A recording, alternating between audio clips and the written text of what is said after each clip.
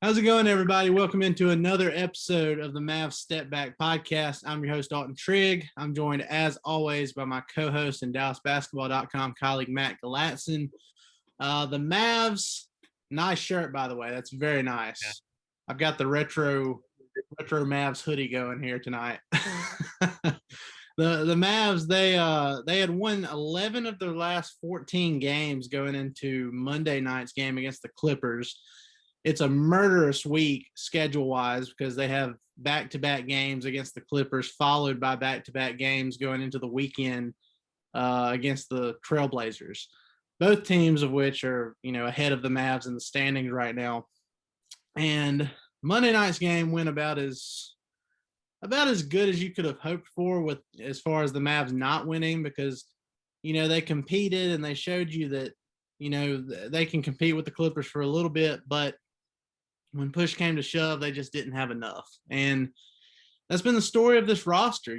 Luka, he's really good. He's going to give you something every night. KP, the way he's playing lately, that's a tough duo to beat. But when it came right down to it, the Clippers, where they have guys like Marcus Morris and Lou Williams as Kawhi and PG's main role players, the Mavs, they have guys like Dorian Finney-Smith and Maxi Kleber, who are good players at times, but when you're going up against a Clippers team like that, it's just a little hard to overcome. We saw that in the playoffs, and as good as Maxi has been this season, for some reason he just can't play up to that level when he plays the Clippers. So that was the difference. They'll have another crack at it on Wednesday night. It'll be to see who wins the season series, because the Mavs won by 51 points the first time those teams played. Kawhi and KP, yeah, Kawhi and KP didn't play in that one. So, what are you thinking? How do you feel about the Mavs? Just how they played against the Clippers, and what do you look forward to on Wednesday? Well, I think it showed that all of our clamorings for making a move at the trade deadline are definitely worth it.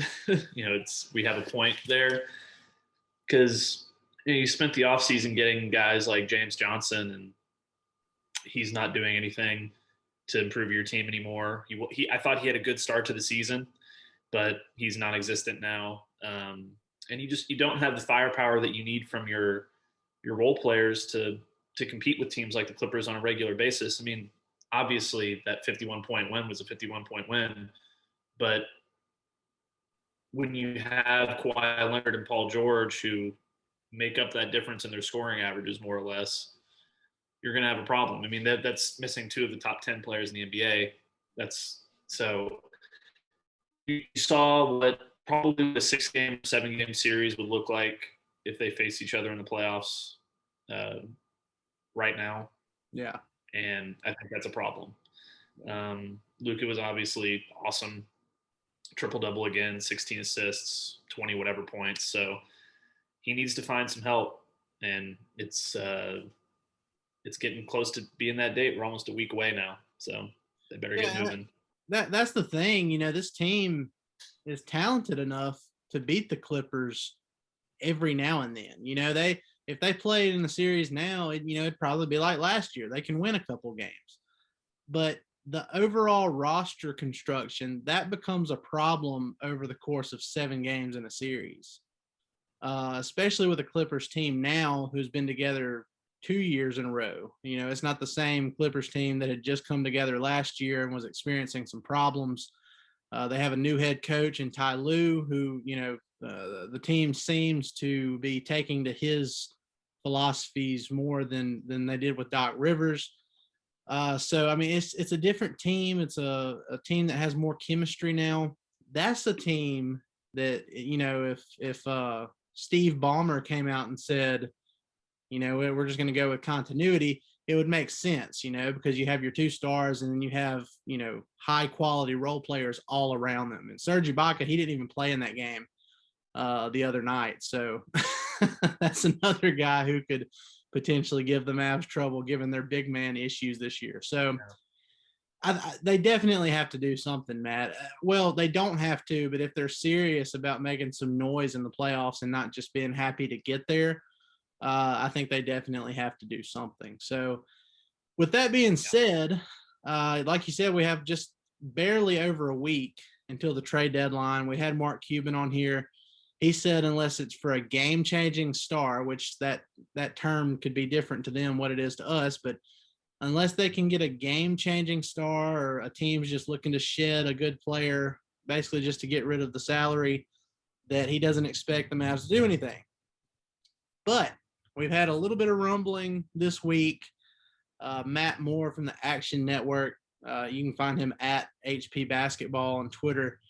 He's not really a reporter, Matt, but every now and then he'll have a little something, that he hears from some sources he has. And this week, he said that he heard from multiple, not just one, but from multiple sources that if the Hawks were to trade John Collins, they think the Mavs would be the team that they trade him to, which is, it raised my eyebrows because that's a guy that I've wanted for a while now. He's a notorious Mavs killer. I don't even know if I can put him in the versus Mavs All-Star category. Yeah, he's already too good. So he elevates it though. He's like a versus Mavs Hall of Famer. That would work. Yeah. Versus Mavs all NBA. Yeah. So we've talked about John Collins before, and the thing with him is he only makes $4 million a year, and he's an upcoming restricted free agent. So, and the Hawks, they already offered him a $90 million extension before the season. He turned it down. There's been some questions about his fit with Trae Young, his relationship with Trae Young too. So there's a lot of things that make it kind of questionable if the Hawks will keep him or not. It's been reported that John Collins wants $25 million per year, which I definitely, given the Hawks' current salary situation, I don't think they're going to want to give him near that amount. They just signed Bogdanovich to a huge deal. They signed Gallinari to a huge deal. Trae Young, his rookie extension, that'll be a max extension, is right around the corner.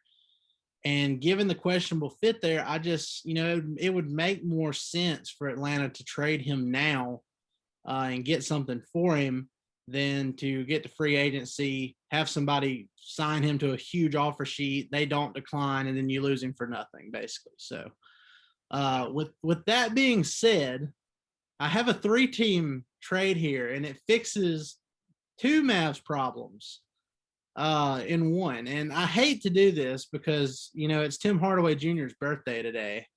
And I put it on Twitter as I feel kind of dirty putting Timmy in a fake trade the day of his birthday, but we're doing it. So, all right, the first one here. You're also going after, if this is the same trade that you sent me earlier, you're also going after a. Okay. Yeah, I tweaked it. Okay. All right, so this trade sees the Mavs end up with Victor Oladipo and John Collins. And the trade, I have Tim Hardaway Jr. going back to the Hawks, a place where he's been before, and he's played really well. He goes back to the Hawks. You send the Hawks a future first, 2015 first, lottery protected, hopefully, but, whatever. Send them a first-round pick and Tim Hardaway Jr. So they get a 6th Man of the Year candidate. They get a first-round pick. The Rockets, you send them James Johnson's expiring deal and a young player in Josh Green, who I like. I wouldn't want to part with him, but I feel like you'd have to give them a young player like that to have them part with Victor Oladipo. And then coming back to the Mavs, like I said, you'd have Victor Oladipo, you'd have John Collins, and I put Tony Snell in there for salary purposes. So that's what I've got. What do you think? Yeah, no, I like it. The Oladipo part seems a little like you would almost need to get a little bit more. Get more, give more. Give more. I think maybe I don't know what you would give, but it's just because he's Victor Oladipo, I don't know what his what his value looks like right now. I mean, the Rockets are on a 37-game losing streak or whatever it is. So, Yeah. it's hard to gauge that. Maybe they just want to shed the money, and maybe they just want to get some assets while they can and completely start over.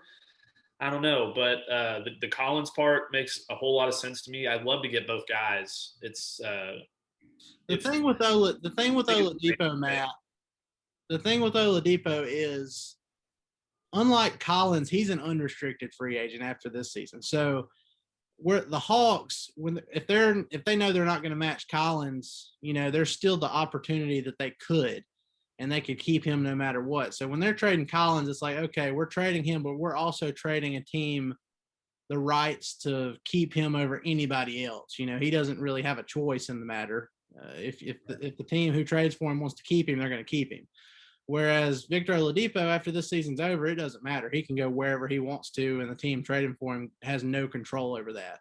And he's made it known that he doesn't want to stay in Houston either. So that's another thing that has to be considered too. So with that being said, I mean, I feel like the Mavs could get him for that. If you have to throw in a second round pick or something, or Trey Burke, or whatever, whatever to make it work. I feel like, as far as 3-team trades goes, I feel like that's pretty even. Yeah. I mean, I'm sure a lot of people are going to disagree with that and say, "Oh, we're not giving up near enough to make this happen." But given the circumstances around both of those players, I think it could happen, and it would address, a couple of issues with the Mavs, which is, they're kind of overextending some of their role players into starting roles. So you do this, you don't have to start Maxey. You put John Collins in there next to KP. You can keep Richardson starting, and you put Oladipo in there with Luka.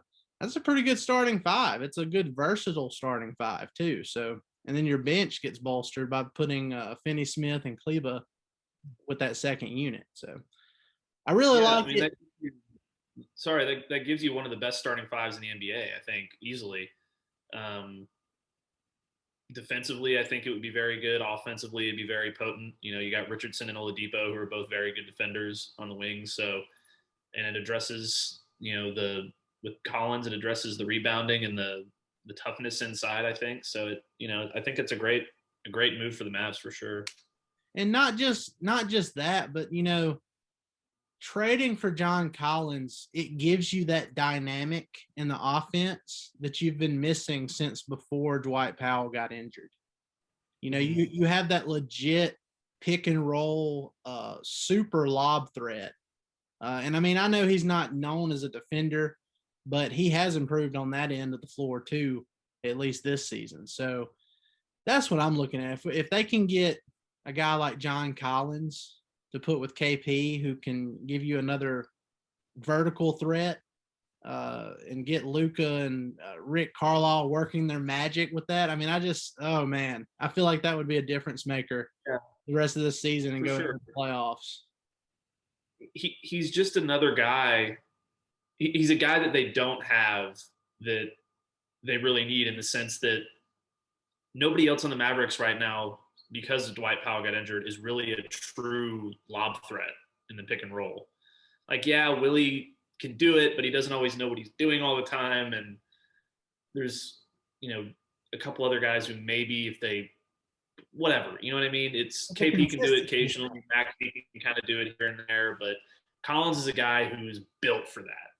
Yeah. And the Mavericks have been missing that this season. So, and Oladipo, and I mean, Oladipo, he hasn't been great with the Rockets, but I feel like if they get him in the door, given his skill set, and he's not going to be asked to be the guy like he was in Indiana and like he is in Houston right now, I feel like he'd flourish in that role. And maybe you get to see a little bit more of the Victor Oladipo year before last, before he got injured. So I think right now what we're seeing with Oladipo is he just has a little bit too much on his plate, and that completely changes if he gets to Dallas. So that would be great. The situation in Houston, you can't really blame anybody for not being happy with that. It's horrible. They It's really, really bad down there. completely cleaned house. I mean, Yeah. it's a situation where you lost Daryl Morey, you lost Mike D'Antoni within a week of each other. You had James Harden pouting all season until he got his way and got traded to Brooklyn. You have PJ Tucker, who's still on the team, and he's like vocally not happy. He's been begging them to trade him for like the entire season. They traded Robert Covington to the Trailblazers. It's a dumpster fire right now. Westbrook too. I I don't know what they were thinking signing Christian Wood. I mean, he's great. He's been awesome for them, but unless they're planning on trading him, like he's just going to be wasted there for the next 5 years. The best thing that could come from all of this from the Rockets, and I would hate to see it, is they end up with Cade Cunningham. Why would you put that into the universe? I've just been thinking about it. I'm like, if there's one good thing that's going to come from this horrible Rocket season, they'll pair Cunningham with Christian Wood, and then you're right. I don't want to think about it anymore though.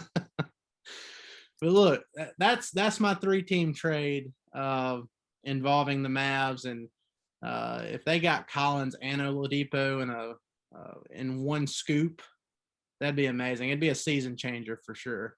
Change the whole dynamic of the team. Here's another one I'm going to throw at you, though, Matt.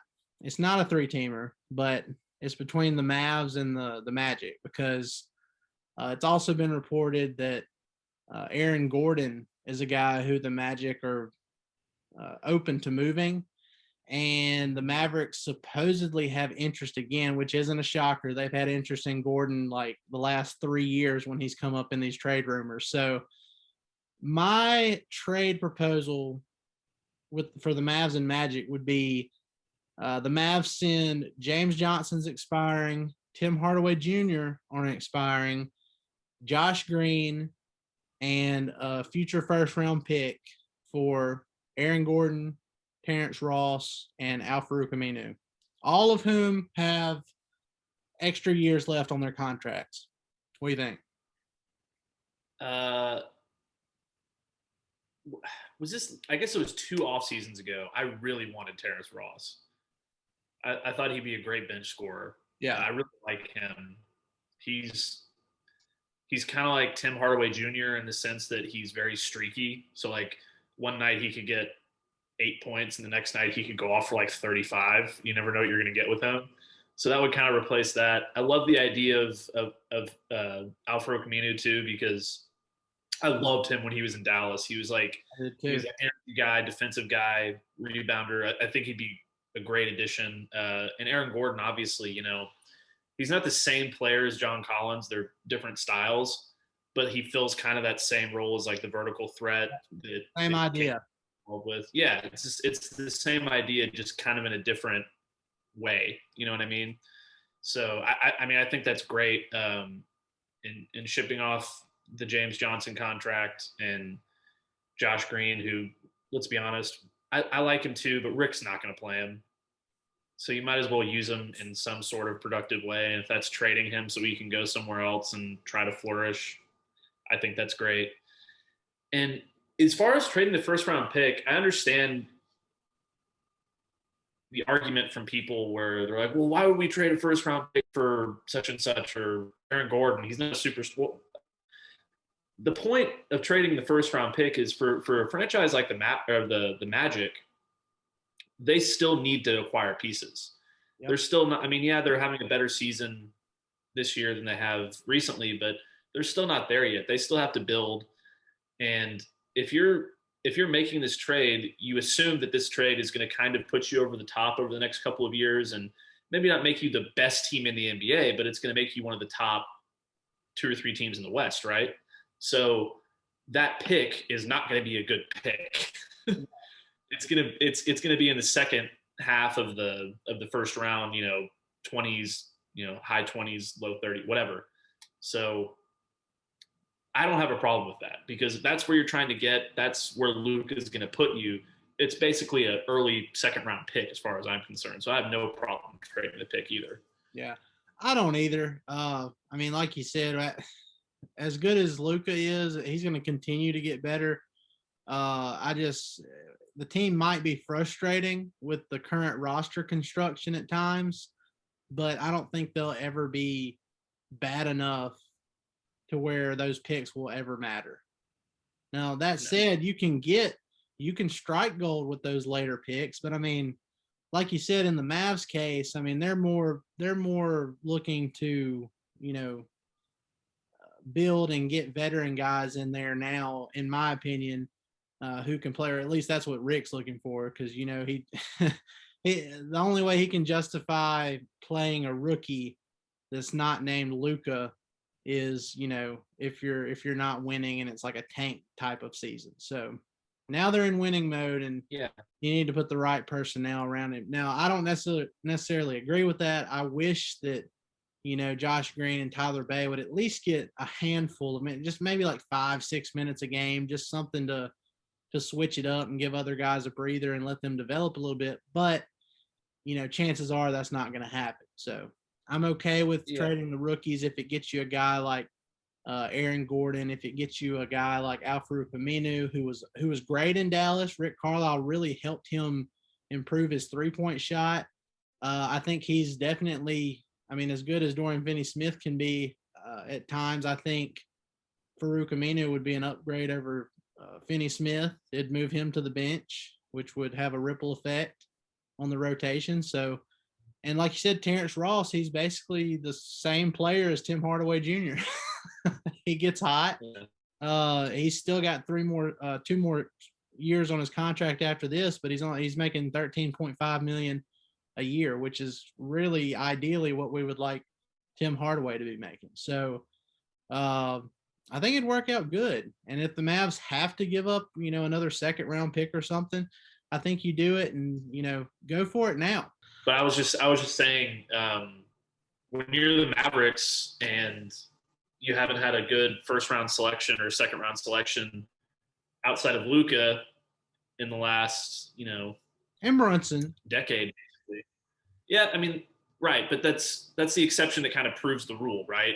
You have like here and there, you have guys that they hit on, but for the most part, their drafting is very suspect. And if they're not going to take it seriously, or they're not going to do it well, whatever excuse you want to give them, you might as well trade those picks and get veterans that Rick Carlisle will actually pay attention to, and guys that could come in and help you immediately. So I'm all for it. And another thing is, it's like, I feel like Tim Hardaway Jr., as much as the Mavs love him, I don't think it's like that same kind of, and I may be wrong, but I don't think it's that same kind of deep emotional attachment that they would have to a guy like Dwight Powell, who was part of the Rondo trade. And, they tried to develop him into something that he never could quite reach. And, given he was the best leader on the team. He's a team leader and everything. They view him as like a homegrown guy, where Tim Hardaway Jr., as much as they might love him, he was part of the KP trade. So he was more of a throw-in. And I think if you can upgrade and get a guy like Aaron Gordon or John Collins, you have to consider trading him, especially considering what he might command on the open market, as well as he's played these last couple of years in Dallas. So I don't know, man. They got to do something, even if it's not, moves that are this big. The whole reason you traded for James Johnson was, they can say the toughness thing, and he started out playing okay, but in the grand scheme of things, the reason you traded for James Johnson was that you could hopefully flip his expiring contract at the trade deadline for something of value. And I'm interested in seeing what they do with that, because I feel like they have to do something with it, or it was just a waste, For sure. So I don't know. That's really all I've got tonight, though, Matt. If you want to add something else, you can, or if you have any other trades that I haven't brought up yet, which might be unbelievable to even fathom, because I come up with so many. But I feel like you've covered pretty much every possible trade that the Mavericks can make at this point, outside of one for my boy, and we all know who I'm talking about. So No, I don't really have anything else. We'll be back on, I think tomorrow night, right, for a live Yeah. locker room. Yeah, we're gonna do a live locker room after the Mavs and Clippers. And I mean that's been really fun. You get a bunch of people in there and can interact and have people on stage. And if y'all like what we do here, come hang out with us on Locker Room. I'm at Dalton_Trigg. He's at Matt Galatson on there, and we'll share that link on Twitter when it comes time, and you guys hop in and join. But yeah, that's gonna do it. That's gonna do it for another episode. Matt, you have anything else to add before we take off here? No, I was just gonna say about locker room. You can, if you get annoyed with my constant pessimism or my bad attitude or my hot takes, you can come into the locker room and yell at me as much as you want to. I will give you the stage and you can yell at me. That's the fun of it. I mean, no matter what you think, you can come listen to it, ask to speak, we'll let you on, and hey, let it fly. Exactly. That's what it's for. It's kind of like radio, but for podcasts. But anyway. Yep.